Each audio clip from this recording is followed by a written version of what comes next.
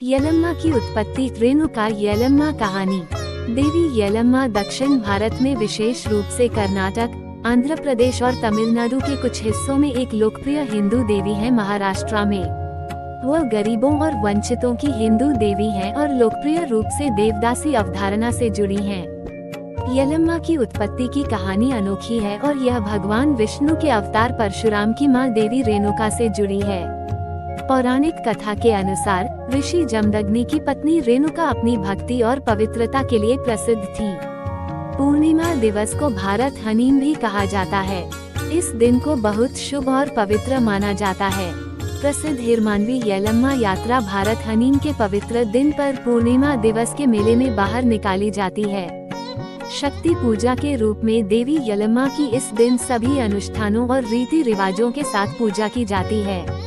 देवदास या भगवान के दास बनने की प्रवृत्ति आमतौर पर यलम्मा देवी मेले के दौरान प्रचलित होती है। लोकप्रिय श्री यलम्मा देवी मेला अक्टूबर और फरवरी के बीच में आयोजित किया जाता है। यलम्मा देवी का इतिहास। पौराणिक कथा के अनुसार भगवान परशुराम भगवान विष्णु के अवतार थे। उनके पिता का नाम जमदग्नि तथा माता का नाम रेणुका था। परशुराम के 4 बड़े भाई थे, लेकिन गुणों में ये सबसे बड़े चढ़े थे। एक दिन गंधर्वराज चित्ररथ को अप्सराओं के साथ विहार करता देख हवन हेतु गंगा तट पर जल लेने गई रेणुका आसक्त हो गई और कुछ देर तक वहीं रुक गईं।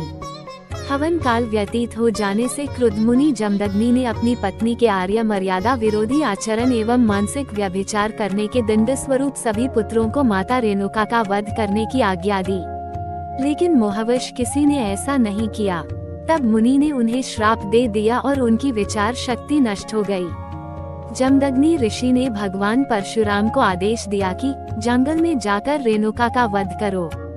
भगवान परशुराम पितरी आज्ञा टाल नहीं सकते थे।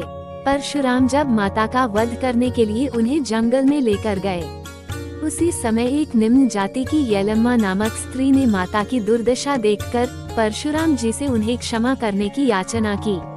वह स्त्री माता की रक्षा करने के लिए उनसे लिपट गई। भगवान परशुराम ने इस स्त्री को माता रेणुका से अलग करने का भरपूर प्रयास किया, किंतु वे इसमें सफल नहीं हुए। फिर भगवान परशुराम ने पिता की आज्ञा का पालन किया। उन्होंने फरसे के तीव्र वार से अपनी माता के मस्तक को धड़ से अलग कर दिया।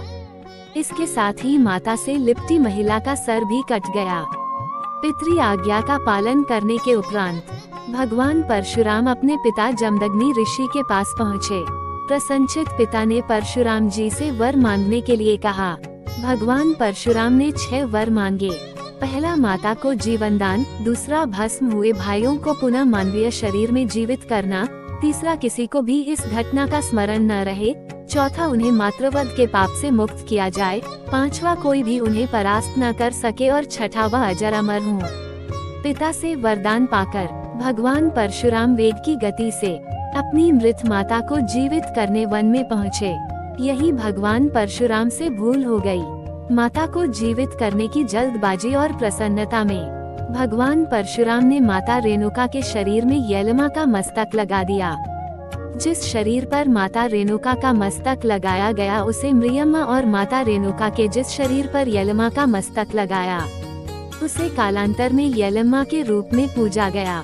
दक्षिण भारत के आंध्रा, तेलंगाना और तमिलनाडु में निम्न जाति वर्ग में माता रेणुका मृयम्मा और यलम्मा माता के रूप में पूजी जाती हैं। यहाँ वह एक शक्तिशाली देवी के रूप में पूजनीय है।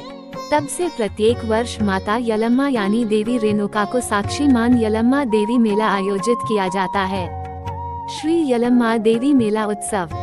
श्री यलम्मा देवी मेला यलम्मा देवी मेला कर्नाटक के महत्वपूर्ण मेलों में से एक है।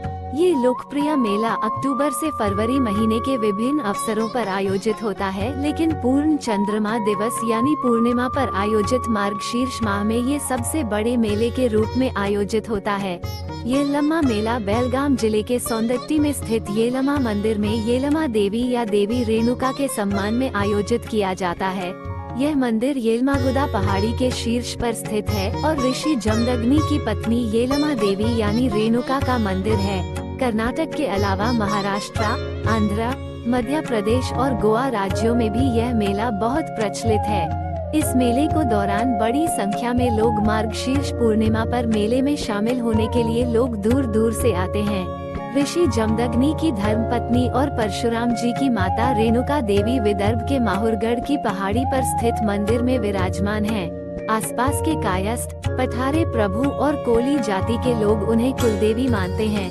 वे लोग चैत्र शुक्ला अष्टमी से पूर्णिमा पर्यंत आयोजित देवी उत्सव यात्रा में भाग लेने के लिए पधारते हैं। रेणुका देवी को कर्नाटक में यलमा के नाम से संबोधित किया जाता है।